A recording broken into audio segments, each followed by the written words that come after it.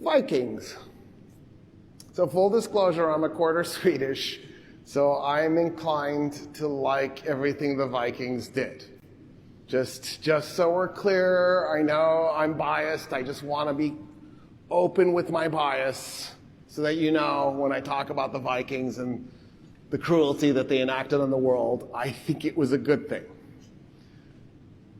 For years, when we would dig up these Viking kings, we put them in museums or we'd store them somewhere and we'd pull out their relics and put their relics in museums, we were like, wow, look at these glorious kings, one after the other.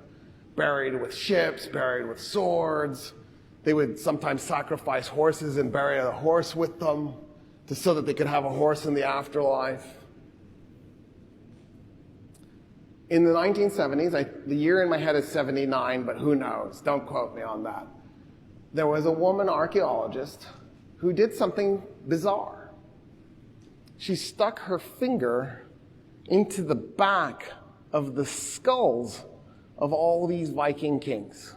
So if you put your finger back there, there is a knob if you're a male. There's no knob if you're female. We can tell the gender of every single skeleton with a 3-second examination.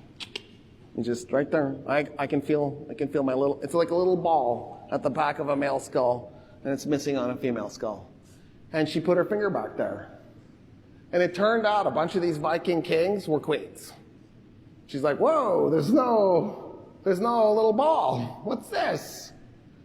And so we buried the research. We just hid it. And then about 15 years ago, less than that I think, 12 years ago, somebody went and found this article and they were like, wait a minute. And so they went back and they figured out how many of these Viking kings were queens. And they were warriors. They weren't just Viking queens that were buried with lots of relics. They were Viking queens that were buried with their shields and their swords that had nick marks in them and shields that had battle marks in them, because they were soldiers, they were warriors. Isn't that fascinating? They were melee combatants, not just archers. Isabella, the Queen of Spain, led her armies into battle at the front, killing